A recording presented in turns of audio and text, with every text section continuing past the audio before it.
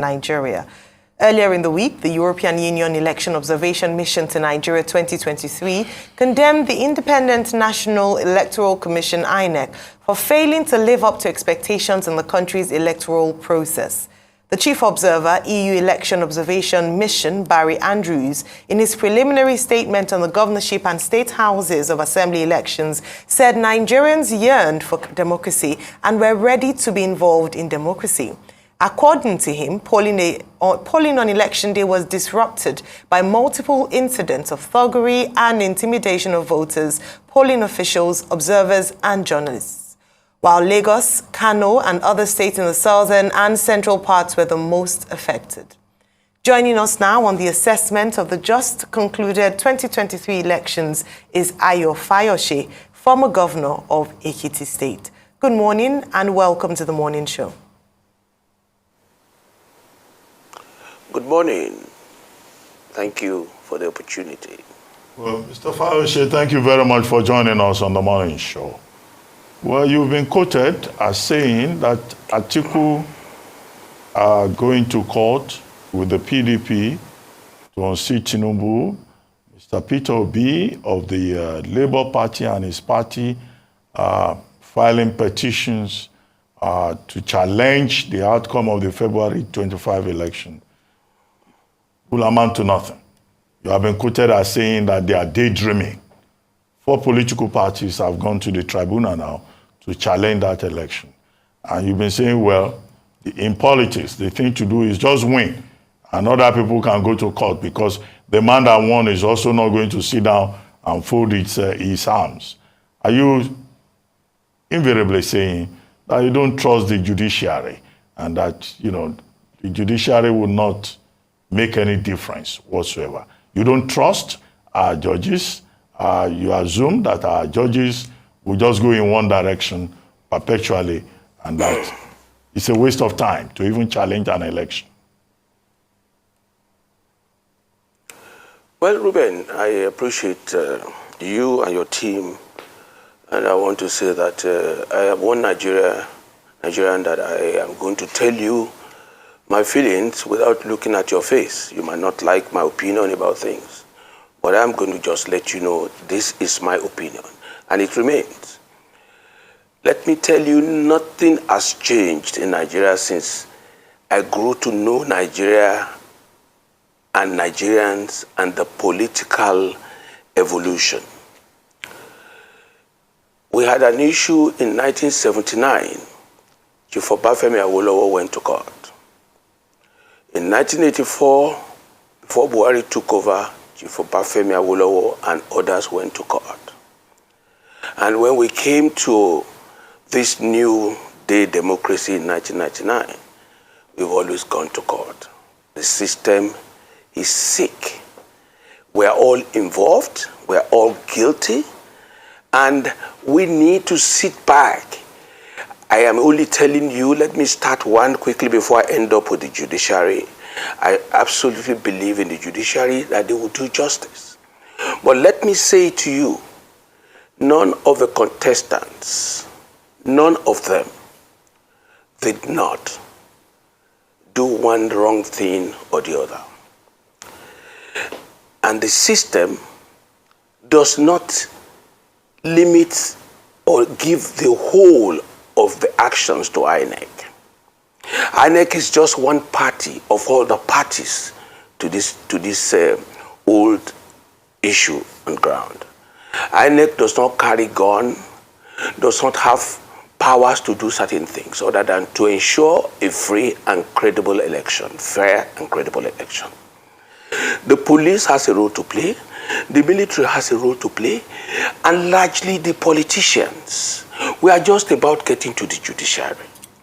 May I say to you that our leaders are products of what we make out ourselves. When you give money, vote buying, who receives the money? The people. When you give police money, who gives the money? Who receives the money? The police, not the giver. When you give, now we are in the stage of the lawyers. They will all begin to charge big money because it is a cash out time for all of them. Majority of people that were supposed to say, I'm not going to court, the lawyer will tell you, go to court, or because of what they want to make. So nobody come and tell me anything has changed. In the north, we saw what happened in a number of states. People, when they begin to talk about Lagos, I get angry. I am not saying things went well in Lagos. It was like that all over. It was expected. Nobody should come and tell me what happened in Northwest, Northeast. Let me tell you the presidential election. Asiwaju lost in Lagos. Atiku won in Adamawa. Asiwaju in Lagos, his base, he lost. Some G5 governors, we just saw Alex Oti now. Congratulations, Alex Oti. And let me equally congratulate Epeasu, the current governor of the state. Part of our duty is to concede defeat where necessary. And I want to say to you, most of the things that happened in Lagos happened everywhere. So don't let us single out Lagos, Kano, Kaduna. We were still in same attitude as in 1979. Nothing has changed. Recall when you saw the PDP chairman and the Labour Party chairman sitting down together, what they could not do before the election. They now look for allies to create an impression that the election was rigged. I disagree with them. The way you lay your bed, you sleep on it. Take a PDP, for example. Was the PDP expecting to win that election? The answer is no. We were badly fractured. We were badly fractured. The same set of people that betrayed the party at that time, it was a payback time. Majority of the leaders of the PDP were pregnant inside and had their stomach flat externally. They were all working against the party because they never believed in that process. So coming back to what they said, I stand by every letter credited to me. And what I was telling you is that we are in a race. You said to me that I didn't win the election. I said to you, you didn't win the election. Will I fold my arms and allow you to outwit me in the struggle for what I have suffered for? To me, that election, going by Nigerians' attitude, going by the behavioral components of everybody involved and stakeholders, INEC did well. INEC can't carry guns by themselves. INEC is not the one that gave money to security agencies. Majority of us politicians, we were desperate. When you see a sitting governor winning election by 10,000, 12,000, 15,000, a sitting governor with the paraphernalia of office, with all resources, and you are telling me you won by 10,000, that should be a law. If you win election by 10, 20, 30,000, as an incumbent, you must be declared a loser. When somebody who does not hold anything in the state comes up and win an election against you, you have lost that election. So let me say to you, my position is this. Asiwaju won that election fair and square. All of them participated in whatever odd or the other you might claim. And what I said in the last interview that I granted was, they asked me if these people go to court, would they win at the court? Yes, it's possible, but let me tell you, nobody will hold me down. If I win an election, you want to take it from me? If get to the judiciary, if get lawyers, I'm going to do everything humanly possible to make sure that what God has given to me, nobody takes it away from me. All right, Mr. Fayose. Now, you've made quite interesting statements, but I would like to just pick on one of the things you said, which is in terms of your analysis of INEC's performance in the last election, which is at variance with a number of reports and observations of the last election.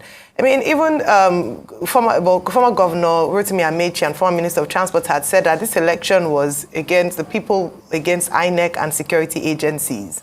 INEC themselves have admitted that this election, the last election, was marred with a number of irregularities. So a very simple case in terms of just analyzing INEC's performance is their use or lack of use of BVAS and IREV in terms of the electronic transmission of results, which was part of their rules which they broke. So when you give and May I please correct? I want to just ask the question so you can correct and then respond to the question. So the question is, how can you say that the process was fair and okay, giving INEC a pass mark without acknowledging very glaring mistakes and errors despite the 355 billion naira given to INEC to administrate this election? It is, I mean, it's quite interesting for you to say that. I'd like to hear your comments now on this. Please, that's your opinion. Yes, I'm telling you again, that's your opinion. I stand to be held to account for my statement. If you recall when I was talking, I said there is a lot wrong with Nigeria. I told you while growing up what I grew to know. And I explained to you since 1979, nothing has changed. If you tell me I have a candidate of Labour Party that ran away from the East, who said they didn't allow him to vote. I mean, a candidate of PDP who ran away in the East, or APC who ran away, who said the Labour Party overwhelmed them. I have candidates, I have people in the Southwest with similar complaints. That was why I blamed the majority of these problems on stakeholders, particularly politicians. If it's a system, let me quickly draw your attention to this. President Buhari, each time they asked him in 2019, if you lose this election, would you concede? Rather than say yes, he said, I am going to win. I am going to win. I'm the person that will come back. Even on election day, when they asked him in Daura, the pressman were saying, if you lose this election, he never admitted that he will lose the election. So nothing has changed. Let me tell you very clearly, except our attitude, we sit back as a nation and come back to the table and begin to take responsibilities for our action and attitude, and everybody gets patriotic. It's too late in the day. And let me tell you, I just told you, the governors, the House of Rep members, the senators, majority of them are returnees. What I mean, incumbents. They were all desperate to win at all costs. So blaming INEC, it's a waste of time. And when you talk about INEC admittance, I admitted too that the system is sick. The institutions are not there. Nobody protects them. Let me equally tell you very clearly, it is a time, rather than to blame anyone, it's a time for us to sit back in national dialogue and draw a line, like a military officer drawing a line in red. Let me start afresh. The situation here within the settings, let me tell you that election, going by what everybody stands as stakeholders, the election was not too bad. Two things. And good to see you again, Mr. Peter Fayose. Oshokomola himself, Peter the Rock. All you have said, thank you very much. All you have said is a justification of continued illegality in our country. And a lot of people are taken aback because also you yourself have been secretly recorded by an army captain when you were hatching out election fraud plans yourself in 2014. And we all remember that experience. So is it that we should continue in that now? And I also like to ask you this honestly. If another person apart from Bola Ahmed Tinubu you supported won this election, would you come on air and say all of these things that you're saying, that people should move on without justice? You try to just rationalize what happened in Lagos. Yes, it happened in other parts of the country. But the killings, the hurts, the laceration of people's body and the likes, you know, that happened in parts of the country, but most importantly, what happened in Lagos. So should we justify this now because it favors people that you were in support of? Can I just correct you there? I take exception to your claim that I was secretly recorded, and I take exception that nobody has proven that. Yes, I can be recorded, but nobody will ever say to you that I said they should go and rig an election. And I want to say to you, I've avoided touching on this area. When you are talking about Nigeria, let us start with the press. And let us start with your person. You recall the incident on the bus lane and your attack on the police. That shows that you, as a journalist, a public analyst, somebody who is supposed to live above board, is not equally living above board. And he that must come to equity must have clean hands. I read a lot and I listen to your comments. I feel, like I said, we need to sit back and correct a lot of things. But you give me a right of rebuttal. Let me go to your question again. You give me a right of rebuttal on the bus lane incident because I put it to you, sir. You don't know the full story of what happened. Excuse me. If you give me a right of rebuttal, and go ahead. If you go that lane, we will not make a sense of this program. I was invited by your station. If you didn't touch something that impugns on my personality, I will not give you an answer to that. So if you're asking a question, I told Ruben about it yesterday, and I specifically complained about you and your attack on the people you don't believe in as a politician. No, I have a right to do my job. You can't complain about me to my colleague. Excuse me. That's not I am right. equally telling you, I know where you are. That's not right of you as well. That is technically not right of you as well. And if you want to make a sense out of this program, let us leave personal attacks, because you are good at that, and I'm equally good. If you want it, I'll serve it as well as that. So this program is meant to talk about issues of Nigeria and not issues of a person. We know where you are, we know where you belong, we know the parties you are supporting, but let's leave that out of the issue. So going by what you asked, Nigeria needs a total overhauling of leadership and followership. I have said it earlier that it is important to know since 1979, nothing has changed. People rushing to court now. Atiku has always gone to court since I knew Atiku as a politician and a contestant. Atiku went to court in 2019. The same judiciary said to the whole world that President Buhari won that election. Listen to you again, and listen to me. If we are not careful, as a commentator, we will remain on the television molding the opinion of Nigerians negatively, because that is what we want them to hear. For me, the election that brought Ahmed Bola Tinubu within the context of our conduct in this country is credible. It may not be the best, because you can't tell me it's Bola Ahmed Tinubu that killed the people you are mentioning. You can't tell me it was Sanwo-Olu that killed the people in Lagos. When there was an election in Ekiti, they hit me here on my back. A policeman hit me with the butt of the gun. Most of the journalists were saying Fayose has come with his drama again. I had 3 surgeries last year. I could barely walk again.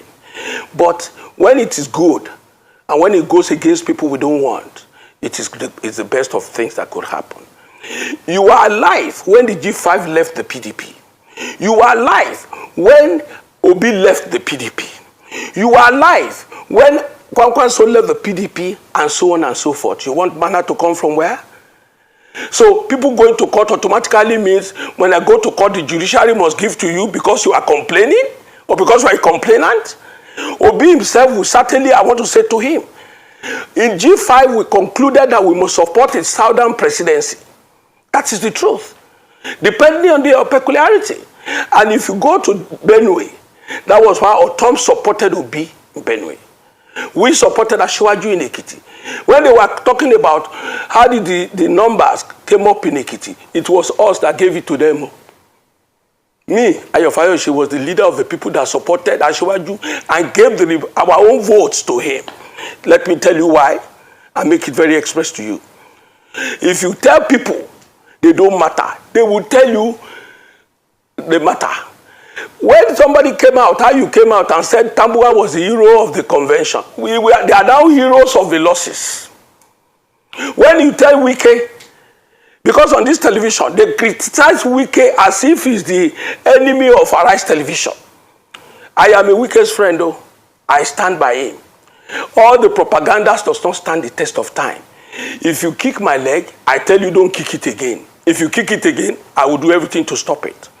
So let's leave it like that. Okay, so Mr. Fayose, I'm going to give you a quick rebuttal. Number one, I do my job here objectively as I can. If you give me one, no, let me finish. I will please. give it back to you. Mr. Fayose, let me finish. If you give it to me, I have a right to respond. I only responded. I have a right to respond. Let me it's finish. not personal between the two of us. You made it personal, so I have a right to respond. It's not personal. Okay, so between the two of us, you can take me out of this. Mr. Fayose, I have a right to respond. I do my job out of this interview so that you can have a free day. Congratulations. Political party. Congratulations for doing your job. Yeah, please. Congratulations for doing your job. I am not one of those boys, one of those politicians who brought to public domain to talk to anyhow. It is important to note that. Mr. Fayose, can we make progress? Thank you. This is not a dialogue. This is a conversation. I'm with you. Yes, this is a program. It's a conversation. And let him not get personal. Yes, let him not get personal on this program. No, it's his way. Okay. It's okay. Our job is to ask you questions. You respond. It's not a personal thing. I told you yesterday, and I mentioned Hussaini's name particularly why I avoid Arise Television, and you assured me that you are going to moderate it in a way. Hussaini cannot, if it's his job, go for my personality or my person on the live television. I will give it back to him. It's okay, Mr. Fayose. Can we return to the issues? Now, I was going to ask. Thank you. You refer to the G5, right? Maybe you want to talk more about that. If your identification with Governor Wike and others is from a principled position. You've also been quoted as saying that you are not going to leave the PDP. But the PDP, are you aware, can accuse you of anti-party activities. Because in Lagos, you openly supported... In Lagos, you openly supported Governor Babajide Sanwo-Olu. You didn't even support the PDP candidate in Lagos. In Ekiti also, you didn't do much to help the PDP. And yet you say you remain in the same party. Can I say to you, my brother, can I help you? Can I help you? And you know better. You know my friend, who was your friend, the late Burudi Kashamo. You know me, I'm a very clear personality. What is PDP? What is APC? What is CPC? Buhari formed CPC to become president. He couldn't make headway with it. He ran back to APC or he formed alliance for PDP, APC. What is PDP? What is the party that cannot win election? What is the party that cannot keep to its constitution?